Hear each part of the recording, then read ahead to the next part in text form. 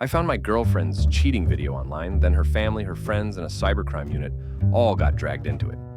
Jamie and I had been together 8 years. We had routines, plans, inside jokes. One of those long relationships where you stop imagining life without the other person because you've already built life around them. Almost 3 weeks ago, my friend Alex and an acquaintance named Mike showed up with a look I'll never forget. Mike had been scrolling through an adult site with some niche categories, and he stumbled onto a video that made his stomach drop. He recognized Jamie immediately. He didn't even know what to do with it, so he contacted Alex first. Alex called me and said we needed to talk in person, right now. When they told me what they'd found, I felt two things at the same time: shock and nothing. Like my brain had yanked the power cord out of my emotions to keep me from exploding in public. I didn't believe them until they showed me. The video started right at the worst possible moment. No context, no warning, no slow lead-in. Just instant, unmistakable proof, and Jamie's face clearly visible. I couldn't watch more than a few seconds before I had to turn away and vomit. My body reacted before my mind could even form a sentence. We dropped Mike off, and Alex made the only smart decision anyone made that night. He wouldn't let me go home. He said he didn't know what I'd do if I walked into my apartment and saw Jamie's shoes by the door, like everything was normal. So I stayed at his place. We drank a couple beers and sat mostly in silence. He tried to ask what I felt. I told him the truth. I didn't know. It was like I was walking through chest-high water, moving, breathing, functioning, but not thinking. Eventually, exhaustion knocked me out. When I woke up, the fog lifted just enough for one brutal conclusion to land. Whatever Jamie and I had, it was probably over. I took public transit home staring at the windows like they were TV screens. I'm sure I looked miserable and angry. At one point, I caught my reflection and had this stupid thought about looking like a knockoff superhero, trying to hold himself together. It would have been funny on any other day. When I got to the apartment, Jamie was getting ready to go out. She asked where I'd been and why I hadn't answered my phone. I didn't play along. I just told her we needed to talk. We sat at our kitchen table, the one we built ourselves years ago using wood from my grandfather's farm. That detail shouldn't matter, but the second I saw it, something inside me cracked. All I could think was, we made this with our hands. We made a life with our hands. Then everything poured out. I cried, I accused. I asked her how she could destroy something we'd worked so hard to build. She looked confused at first. Confused in a way that made me feel like I was going insane. Like maybe I'd hallucinated the whole thing. So I showed her. She started crying immediately. She begged. She tried to talk over me, explain, bargain, rewind time. I barely heard a word because my head was roaring. I don't remember every sentence we said, only the feeling of it. Sharp, ugly, relentless. And eventually I said it out loud. It's over. That's when something happened I didn't expect. Jamie didn't just cry harder. She shut down. She went slack, eyes closed, still crying but not responding. Like her mind had left the room to protect itself. My anger evaporated on the spot, replaced by panic. I tried to get her to look at me, to answer me, softly then firmly, but she stayed unresponsive. So I carried her to the bedroom and laid her down. Then I called her parents, Elise and Julio. I didn't explain everything on the phone. I only said they needed to come now and their daughter was having some kind of breakdown. They arrived fast, furious, terrified, demanding to know what the hell I'd done. I told them she needed psychiatric help and that she was in bed, unresponsive, but breathing and physically okay. They tried to wake her out of it, nothing. And that's when I was forced to say what I'd been trying not to say without Jamie present. I showed them the video, the look on their faces. It was like watching people get hit by a car in slow motion. They were devastated and also immediately trying to assemble a plan out of pieces that didn't fit. I told them we'd argued. I told them I hadn't hurt her. I told them she'd collapsed after I ended things. They decided to take her to a psychiatric clinic connected to her university. I didn't go with them. I just sat in my kitchen after they left, feeling like my home had been hollowed out. The next day, Jamie came back, so to speak, awake, oriented, able to speak. And that's when the story shifted again. She told her family the video had been recorded without her consent. Her parents took that seriously and reported it to a cybercrime unit. Nobody grilled her too hard because she was fragile, and the psychologist's advice was basically, stabilize her first, ask questions later. After that, she stayed with her parents. Her older sister, Jackie, started acting as the middle person and reached out to me. She asked carefully if I really meant it, that I was ending the relationship. I told her I didn't know if there was anything left to save. A couple days later, Jamie's parents asked me to come talk. I agreed, because at that point, I was too exhausted to know what boundaries even looked like. Jackie was there too.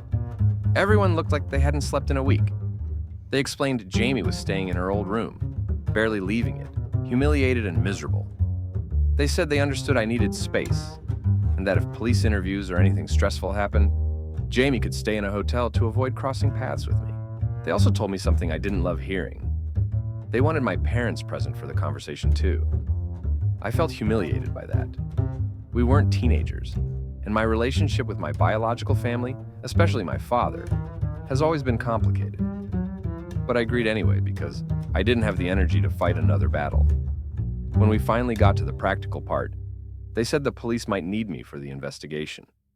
I explained I hadn't found the video myself, but I could connect them with Mike. They apologized for Jamie, and I said, maybe too coldly, that she could apologize herself, and I didn't think anyone should be treating her like a helpless child. They didn't argue, but they also begged me not to make things worse right now, because they were terrified she'd spiral again. They read me the psychologist's summary: sudden nervous breakdown, no known history of severe mental illness, stress from school, and an acute stress reaction after the confrontation. Their message was clear: protect her, keep her calm, keep her safe. Somewhere in that conversation, I realized something else. They wanted control. They wanted to manage everything: her mental state, her finances, her schedule, the police, the narrative. And I felt like I was getting washed out of my own life. Like this story wasn't even about what had been done to me anymore. Then, a few nights later, Alice called me in the middle of the night sobbing and begging me to come.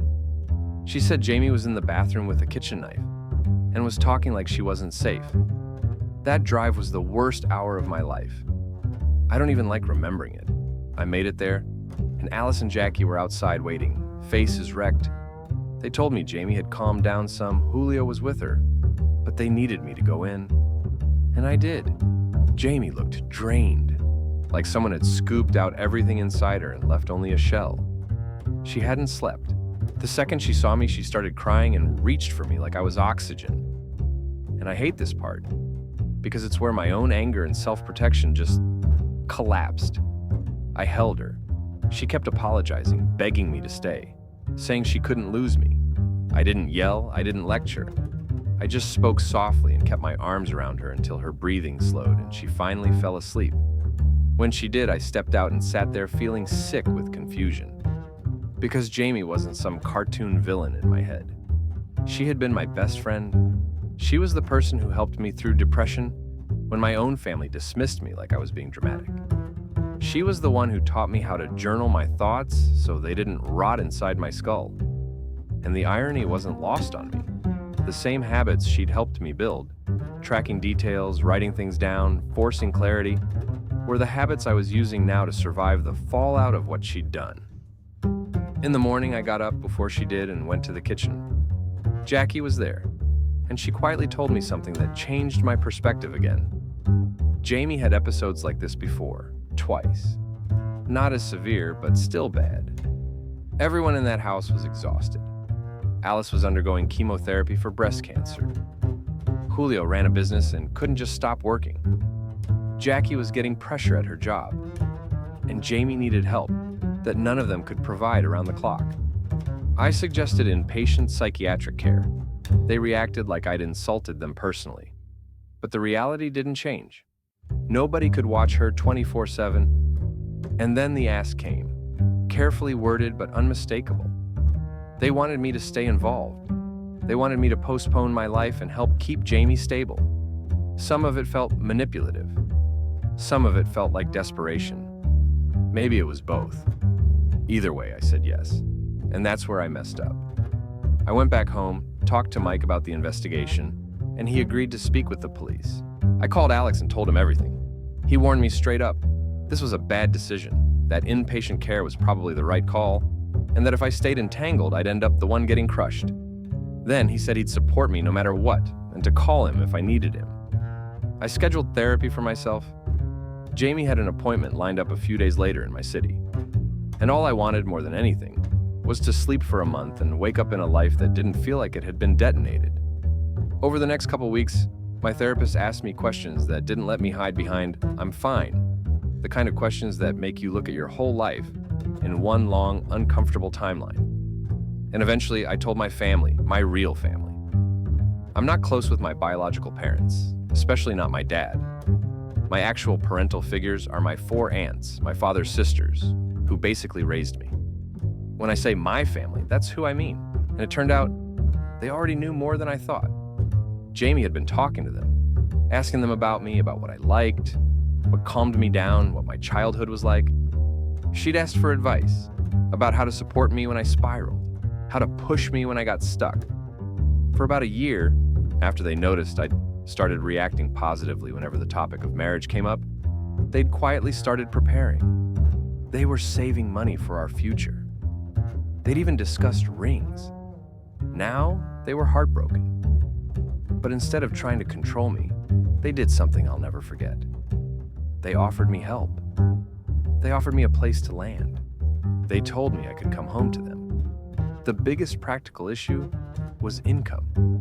I didn't have job options outside my city, and my savings were thin. Once the dust settled, I resigned from my job, ended my lease, and started packing to leave for good. As for Jamie, I slowly stepped out of the center of her crisis. I told her parents I was leaving. I gave them information about involuntary hospitalization options and told them they needed to handle her care and appointments from here on out. It was sad in a way I didn't expect. Her parents weren't monsters. They raised good kids. They had been kind to me even when they didn't know me well. But Jamie's choices had detonated everything, and there wasn't a clean, graceful way for anyone to walk out of that. I was mourning the life I thought I'd have. I was mourning the family I thought I was marrying into. About the guy in the video, the one who recorded it. Here's what I learned through Jackie and Mike. Jamie said it was a Korean man she met online for a fling. She claimed it happened once. The investigation didn't support that. The footage showed different rooms. Police pushed for details so they could check hotel records, cameras, check-ins, dates. They found corroboration. There were logs. There were names and timestamps. There were messages. Jamie wasn't claiming assault, blackmail, or drugs, just that she'd been drinking and that the recording itself was not consensual. A lawyer told them the case was basically dead on arrival. The man was back in Korea. Getting anything to move would be expensive, slow, and uncertain. There was no clear proof tying him to hidden cameras beyond circumstantial details, and the equipment was long gone. So he would probably get away with it, and Jamie would live with it. Why she did any of it, why she risked our life together, I still don't know. For a long time, I didn't have the stomach to ask. Now it feels like it doesn't matter, because the outcome is the same. I'm leaving, permanently. No dramatic showdown. No screaming finale. I considered writing her a letter. Something graceful. Something that thanked her for the good years. Acknowledged what we survived, and closed the door with dignity. Because I am, unfortunately, a romantic.